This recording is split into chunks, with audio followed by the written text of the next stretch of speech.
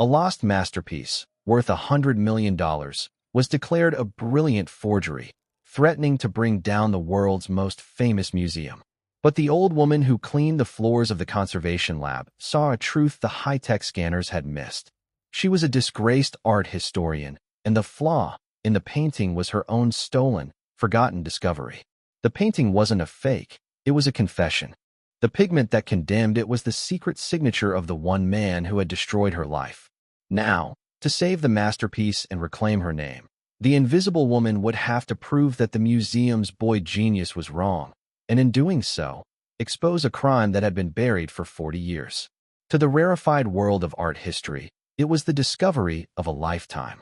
The Girl in the Crimson Shawl, a painting believed to be a lost masterpiece by the 17th-century Dutch master Elias van der Meer, had been found in the dusty attic of a French aristocrat.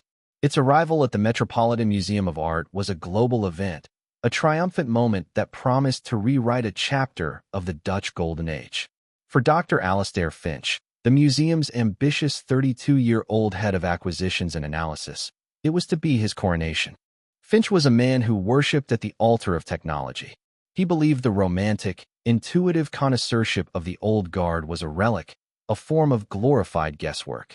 The truth of an artwork, he argued, was not in its feeling or its aura, but in its data. His domain was the conservation lab, a sterile, climate-controlled world of X-ray fluorescence spectrometers, gas chromatographs, and multispectral imaging systems. It was a place where art was stripped of its soul to have its secrets laid bare by the cold, infallible logic of science. And his science was about to make him a legend. The final verification of The Girl in the Crimson Shawl was supposed to be a formality, a high-tech victory lap before the grand unveiling. The painting was placed in the center of the lab, a silent, beautiful island in a sea of humming machinery. The young, white-coated technicians moved with a hushed reverence as they prepared the final scan. Finch stood with the museum's board of directors behind a glass partition, a smug, confident smile on his face as he explained the process. The XRF scanner will give us a complete elemental map of the painting's pigments, he said, his voice smooth and authoritative. It will confirm the use of period-specific materials, lead tin yellow, vermilion, smalt, and definitively lay to rest any lingering doubts about its authenticity. It is the final, digital fingerprint of the master. The machine began its work, its robotic arm moving slowly across the surface of the canvas, bathing it in a soft, invisible light. On the large monitor, a complex map of colors and chemical signatures began to bloom. The initial results were perfect. The lead white of the girl's skin, the carbon black of the background, the rich iron oxides of the crimson shawl, it was all consistent with van der Meer's known palette. Then the scanner reached the small, delicate clasp on the girl's shawl, a touch of brilliant, warm yellow. A new signature appeared on the screen. The technician running the analysis frowned, tapping at his keyboard. He ran the scan again. The signature remained. He turned to his colleague, whispering frantically. A cold, quiet dread began to seep into the room. "What is it?" Finch demanded, his smile tightening, sensing the shift in the atmosphere. The lead technician, a young man Finch had personally hired from MIT, approached the glass, his face pale. "Sir," he began, his voice barely a whisper. "There's an anomaly. In the yellow of the clasp. The elemental signature, its lead antimonate yellow." The board members looked on, confused. Finch stared at the technician, his eyes narrowing. "Lead antimonate. Naples yellow, sir," the technician clarified, the words landing like stones in the silent room. "According to every database we have, the synthetic formula for Naples yellow wasn't perfected and widely used until the mid-18th century. Elias van der Meer died in 1652. The silence that followed was absolute. The implication was a dagger hanging in the air. 100-year discrepancy. An impossible pigment. Finch strode into the lab, his face a mask of cold fury. He stared at the screen, at the damning, incontrovertible data. He had staked his reputation, the museum's reputation, on this painting. He had personally authenticated it, championed it, prepared the world for a masterpiece. And his own infallible machine had just proven him a fool. "It's a forgery," he spat, the words a venomous hiss that cut through the silence. He turned to the stunned board members, his earlier confidence replaced by a terrifying, righteous rage. A brilliant, humiliating forgery. Someone has tried to make a fool of this institution, but they have failed. My lab has found the truth. Prepare a statement for the press. The unveiling is canceled. We are the victims of the most sophisticated art fraud in a generation. He was not just a historian. He was a victim. He was the hero who had unmasked the villain. As his team scrambled to do damage control, the beautiful, silent girl on the easel was no longer a masterpiece. She was a criminal, a liar, and she was about to be condemned to a life of darkness in the museum's lonely, forgotten vault. The chaos and fury of the penthouse lab was a distant storm to Clara May Thompson. Her world was the quiet, ordered silence of the sub-basement, a labyrinth of climate-controlled storage rooms and conservation studios that smelled of old canvas, linseed oil, and time itself. Here, surrounded by the sleeping ghosts of the Gilded Age, she performed her nightly duties. She wasn't just a cleaner. She was the custodian of this forgotten wing, a silent guardian trusted with the keys to rooms that held the museum's overflow, its B-list collection, its quiet regrets. The arrival of the girl in the crimson shawl was a funereal procession. Two junior curators, their faces a mixture of shame and disappointment, wheeled the painting in on a padded trolley. The masterpiece was no longer treated with reverence. It was wrapped in plain, undyed muslin, a shroud for a beautiful corpse. A large, red tag had been affixed to its frame, the word forgery stamped on it in stark, brutal letters. The painting was now a pariah, an outcast to be hidden away from the world, and in that, Clara felt a strange, sad kinship with it. Just put it in base 7, Clara, one of the curators said, his voice flat. Dr. Finch wants it out of sight. It's an embarrassment. Clara simply nodded, her expression revealing nothing, and watched them leave. The heavy vault door hissed shut, and she was finally alone with the lie. She walked to the trolley and, with hands that were infinitely gentle, pulled back the muslin shroud. And then she saw it. For a moment, she forgot the chaos, the accusations, the science. She just saw the art. The girl in the painting stared back at her, her expression a perfect, breathtaking mixture of innocence and melancholy. Clara's breath caught in her throat. The brushwork was a language she knew intimately. The delicate, almost invisible glazing technique used on the girl's skin, the bold, confident impasto of the crimson shawl, it was Vandermeer's signature, as clear and undeniable as his name. Leaning closer, she saw the craquelure, the fine, web-like pattern of cracks that time had etched into the paint. Her trained eye, which had spent a lifetime studying the natural aging process of art, saw the truth. The cracks were organic, concentric, following the grain of the canvas and the artist's own strokes. They were the gentle work of centuries, not the sharp, uniform cracks of a modern forgery artificially aged in an oven. Then she allowed herself to do something she hadn't done in years. She closed her eyes and inhaled, letting the painting's own ghost whisper to her. The scent was faint, almost gone, but it was there, the nutty, earthy aroma of aged linseed oil, but mixed with something else, a resinous, almost amber-like note. It was the specific binder used by a small, radical group of painters in Vandermeer's circle. A binder no forger would be sophisticated enough to replicate. Her entire being, every fiber of the brilliant historian and chemist she had once been, screamed in protest. This painting was not a forgery. It was real. The memory rose up in her, unbidden and sharp with the sting of a 40-year-old betrayal. She was back at the university, a young, brilliant doctoral candidate, the only black woman in her program. Her dissertation was a radical, career-defining thesis. She had found historical evidence, letters, shipping manifests, guild records, proving that Vandermeer and his contemporaries had access to a unique, locally sourced pigment.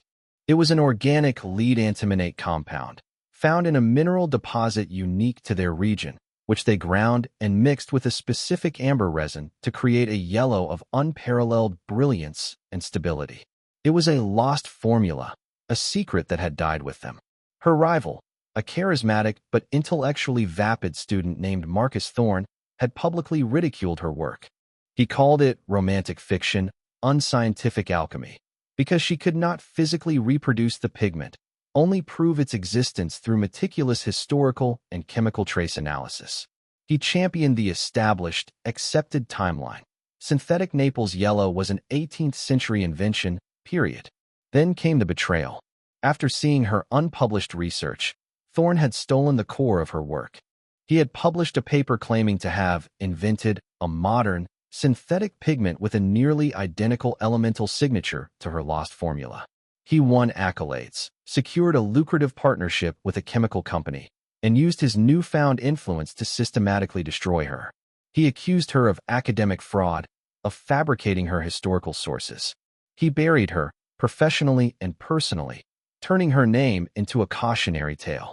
Back in the cold, silent vault, Clara stared at the painting, her heart hammering against her ribs. She finally understood. Dr. Finch's spectrometer hadn't lied.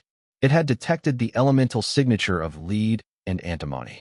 But the machine, for all its brilliance, was a blunt instrument. It could not distinguish between the molecular structure of her lost, 17th-century organic pigment and the 18th-century synthetic version. It saw the same chemical fingerprint and drew the only conclusion it was programmed to draw. The machine wasn't wrong. It was just blind. The painting wasn't just a masterpiece she had to save. It was the living, breathing proof of her stolen research. The impossible pigment that condemned it as a forgery was the very key to her own vindication. The ghost of her own past, staring back at her from a canvas 4 centuries old. The stakes were no longer just about art or history. They were about her life. And she knew, with a certainty that was both terrifying and liberating, that she would not, remain silent. Clara knew she had to act, and act quickly. The museum's bureaucracy, once set in motion, was a glacier that crushed everything in its path. The official declassification of the painting was scheduled for the end of the week, after which it would be hermetically sealed, crated, and buried in the deep archives, a place from which no artifact had returned in living memory. She had to give Dr. Finch a reason to stop the process, a piece of data so undeniable that even his pride could not refute it. She timed her approach for the next morning, intercepting him as he made his way from the lab to his pristine office. She held a small, archival-quality photograph of a magnified section of the painting's craquelure. "Dr. Finch, forgive my interruption," she began, her voice quiet but firm, a small island of calm in the bustling hallway. "But I believe your spectrometer has made a categorical error. If you would just look at the natural aging pattern here." Finch didn't even break his stride. He glanced at the photograph in her hand with a look of profound, weary pity. "Clara," he said, using her first name with a familiarity that was in itself a dismissal. "I admire your passion, I truly do. But we are not in the business of feelings or instincts. We are in the business of verifiable fact. And the fact is, the elemental signature of that pigment is anachronistic. It is a fake. The matter is closed." He swept past her, leaving her standing in the hallway, the photograph in her hand now feeling like a useless, childish drawing. The dismissal was absolute. He had not just rejected her evidence. He had rejected her entire worldview. To him, if the machine couldn't see it, it wasn't real. She retreated to her basement sanctuary, the sting of his condescension a familiar burn. But his words, meant to shut her down, had instead ignited a fire. Verifiable fact. Fine. If he wanted verifiable fact, she would give it to him. She would fight his machine not with instinct, but with an older, more elegant form of science. That night, after the museum had emptied and the halls were filled with the quiet, humming ghosts of history, Clara began her own unsanctioned, clandestine investigation.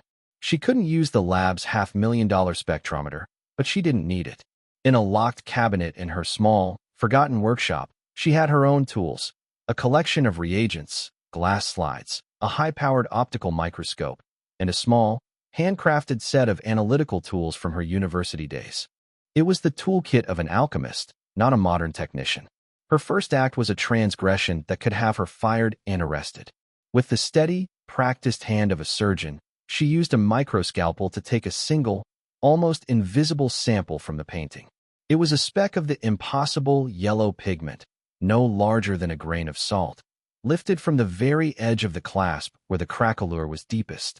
She placed the sample on a glass slide under her microscope. At 800x magnification, the pigment resolved into its crystalline structure. A technician would see a random assortment of particles. Clara saw a story. The synthetic Naples yellow finch's machine had identified was known for its uniform, homogeneous crystal structure. But the crystals she was seeing were different. They were heterogeneous, varied in size, and shot through with almost imperceptible traces of organic matter, fossilized pollen, microscopic fragments of amber resin. It was the fingerprint of a pigment that had been ground by hand from a natural, mined mineral, not synthesized in a lab. Now for the final, irrefutable proof. She prepared a simple reagent, a solution known as a Schweitzer's test, an old, almost forgotten method for detecting the presence of specific organic cellulose compounds. It was a test her nemesis, Marcus Thorne, had once called a kitchen chemistry experiment. She placed a single, tiny drop of the reagent onto the pigment sample. She watched, her breath held. For a moment, nothing happened. Then, a slow, beautiful, and miraculous transformation began. The edges of the pigment crystals began to dissolve, releasing a faint, ethereal blue halo into the surrounding liquid. It was the unmistakable sign of a reaction with an organic amber-based binder. A binder that was never used with synthetic 18th century pigments, but was the exact, unique ingredient she had hypothesized in her dissertation for van der Meer's lost formula. The machine had been wrong. It had seen the element, but missed the soul. It had identified the fingerprint, but misunderstood the man. Clara sat back, a slow, triumphant smile spreading across her face. It was not a smile of malice, but of pure, intellectual vindication. She had the truth, a verifiable, scientific fact that could not be dismissed. She carefully photographed the reaction under the microscope, documenting every stage. She now held the key to the painting's salvation and her own. But her victory was a lonely, dangerous one. She was an old cleaner in a basement who had just proven the museum's boy genius and his entire high-tech apparatus catastrophically wrong. The question now was not what the truth was, but how to make the powerful believe it. The first light of dawn found Clara not in her bed, but in her silent, subterranean workshop, the evidence of her discovery laid out on her workbench like a sacred text. The microscopic photographs of the blue halo, the detailed notes on the craquelure, the single, damning speck of pigment on the glass slide. It was a perfect, irrefutable case. But it was also a declaration of war against a man who would never surrender, and Clara knew that a war fought by a ghost is a war that is already lost. She was trapped in a labyrinth of institutional power. To go over Dr. Finch's head to the museum's board would be professional suicide. They would see a disgruntled cleaner making wild accusations against their star director. They would close ranks, protect their own, and she would be quietly dismissed, her evidence buried along with the painting. To leak it to the press would be equally disastrous, creating a scandal that would tarnish the museum she had, in her own quiet way, come to love. She needed an emissary, an ally from within their world who could carry the truth from the basement to the penthouse. Her mind settled on one person, Dr. Evelyn Chun, a junior curator in the European Paintings Department. Clara had observed her for years during her nightly rounds. While other curators were often loud, political, and ambitious, Evelyn was quiet, thoughtful, and driven by a palpable, almost reverent love for the art itself. Clara had often seen her late at night, long after the others had gone home, standing alone in a silent gallery, just looking at a painting, her expression one of deep, intense communion. She was a scholar who had not yet been corrupted by the politics of the institution. Clara found her that evening in the Gilded Age Gallery, a quiet, less visited wing of the museum. Evelyn was standing before a small, overlooked portrait by John Singer Sargent, her expression lost in thought. Clara began her approach not with a plea, but with a shared secret. "It's the underpainting, isn't it?" she said, her voice a low, soft rumble that made Evelyn start. Clara stood a few feet away, her cleaning card a symbol of her station. The way he used a viridian green under the flesh tones to create that almost luminous coolness in the shadows. Most people never see it. Evelyn stared at her, her mouth slightly agape. It was a subtle, obscure piece of art historical knowledge, a detail one would only know from deep, scholarly study. To hear it from the lips of the elderly cleaning woman was a profound, disorienting shock. "Yes," Evelyn finally managed to say, That's exactly it. How did you know that? Some paintings speak a little louder than others, if you know how to listen, Clara replied. The girl in the crimson shawl speaks very loudly. But Dr. Finch is not listening. He is about to make a terrible, irreversible mistake. And I believe you are the only person who can stop him. The younger woman's eyes were wide with a mixture of confusion and a dawning, fearful respect. There was an authority in Clara's voice, a deep, resonant certainty that was utterly at odds with her simple uniform. Come with me, Clara said, not as a request, but as a quiet command. There is something you need to see. She led a hesitant but intrigued Evelyn down into the museum's hidden heart, through corridors and service elevators Evelyn had never known existed, finally arriving at her small, cluttered workshop. The space was an alchemist's dream, a world away from the sterile labs upstairs.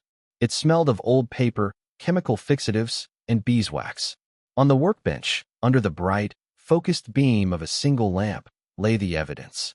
For the next hour, Clara walked Evelyn through her entire discovery. She did not speak of feelings or instincts. She spoke of science. She showed her the magnified photographs of the crackalure, pointing out the subtle differences between natural and artificial aging. She had Evelyn look through the microscope at the heterogeneous crystals of the pigment, so different from the uniform structure of a synthetic compound. And then, for the final, irrefutable proof, she reenacted the Schweitzer's test. She took another microscopic grain of the pigment, placed it on a clean slide, and added a single drop of the reagent. As Evelyn watched, her face just inches from the microscope's eyepiece, she saw it with her own eyes, the slow, miraculous, and utterly undeniable bloom of the ethereal blue halo. My God, Evelyn breathed, pulling back from the microscope, her face pale with the implications. It's organic. An amber binder. The lost formula, it's real. Which means the painting is real. She looked at Clara, her mind racing. But Finch's XRF scan? Why would it read as modern Naples yellow? Because the man who stole my research 40 years ago, Dr. Marcus Thorne, was not a creator. He was a mimic, Clara explained. He created a synthetic pigment that copied the elemental signature of the original, but not its soul. Dr. Finch's machine saw the elements, the lead, the antimony, and it drew the only conclusion it was programmed to. It saw a fingerprint, but it identified the wrong man. Evelyn sank onto a stool, the full weight of the discovery settling upon her. This was not just a case of mistaken identity. This was a 40-year-old crime, a buried injustice, and a masterpiece that was about to be condemned for a sin it had never committed. She was now a keeper of a truth that could destroy her own career. To challenge Dr. Finch, a man known for his vindictive temper and immense institutional power, would be to invite professional ruin. What do you want me to do? Evelyn asked, her voice a whisper. Clara looked at the young, brilliant, and terrified woman before her. She saw a reflection of her own younger self, a woman at a crossroads between ambition and integrity. I am a ghost in this building, Dr. Chun, Clara said, her voice soft but heavy with the weight of her life. They do not see me. They will not hear me. But you are a part of their world. You have a voice. The press conference where Dr. Finch will publicly denounce the painting is tomorrow morning. He is going to bury a masterpiece because of a lie. I am too old to fight this war alone, but I can give you the weapon. She gestured to the evidence on her workbench. The choice was Evelyn's. She could retreat, protect her career, and allow the lie to become history. Or she could risk everything for the sake of a truth that had been silenced for far too long. Evelyn looked from Clara's steady, knowing eyes to the photograph of the miraculous blue halo on the screen. She was a historian, and a historian's only true allegiance is to the truth. Okay, she said, her voice gaining a new, firm resolve. What's the plan? The morning of the press conference dawned cold and gray. The museum's grand auditorium was a hive of activity, buzzing with the energy of a major news event. Reporters from every major international outlet packed the seats, their cameras aimed at the stage where a large, shrouded easel stood next to a podium. They had come to witness the unmasking of a great forgery, to document the moment the prestigious Met would admit its embarrassing mistake. They were about to get a story, but not the one they were expecting. Backstage, Dr. Alastair Finch was pacing, reviewing the final points of his speech. It was a masterpiece of controlled narrative, painting him as the vigilant, scientific hero who had saved the museum from humiliation. He was adjusting his tie, ready for his moment of triumph, when the door to the green room opened. It was Dr. Evelyn Chun. "Evelyn," he snapped, his voice sharp with annoyance. "I'm on in 5 minutes. This had better be important." "It is," she said, her voice quiet but imbued with a new, unfamiliar steel. She placed a slim file on the table in front of him. "Before you go out there and destroy this museum's reputation and your own, you need to see this." Finch scoffed, opening the file with a gesture of theatrical impatience. Inside were the crystal-clear, magnified photographs from Clara's microscope. He saw the heterogeneous, organic-looking crystals. He saw the telltale blue halo of the Schweitzer's test. He saw Clara's meticulous, handwritten notes detailing the chemical composition of the amber resin binder. He stared, his face draining of all color. The condescending smirk vanished, replaced by a mask of pure, horrified disbelief. This wasn't the rambling of a confused old woman. This was a rigorous, verifiable, and utterly devastating scientific proof. "Where did you get this?" he whispered, his voice a hoarse croak. "From the woman you dismissed in the hallway yesterday," Evelyn said, her gaze unwavering. "From Dr. Clara May Thompson, the woman whose groundbreaking research on 17th-century organic pigments was stolen by Marcus Thorne 40 years ago.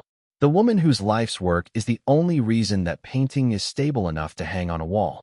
The painting is real, Alistair, and you are about to go on stage and commit the single greatest curatorial blunder of the 21st century." Finch sank into a chair, the file trembling in his hands. He was a man trapped.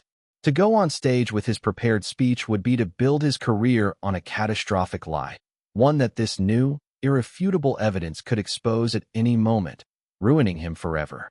To admit his mistake would be a public humiliation of colossal proportions. His entire identity, his belief in the infallibility of his technology, was crumbling. He looked from the damning photographs to Evelyn's resolute face. In that moment, the ambitious careerist was eclipsed by the scientist.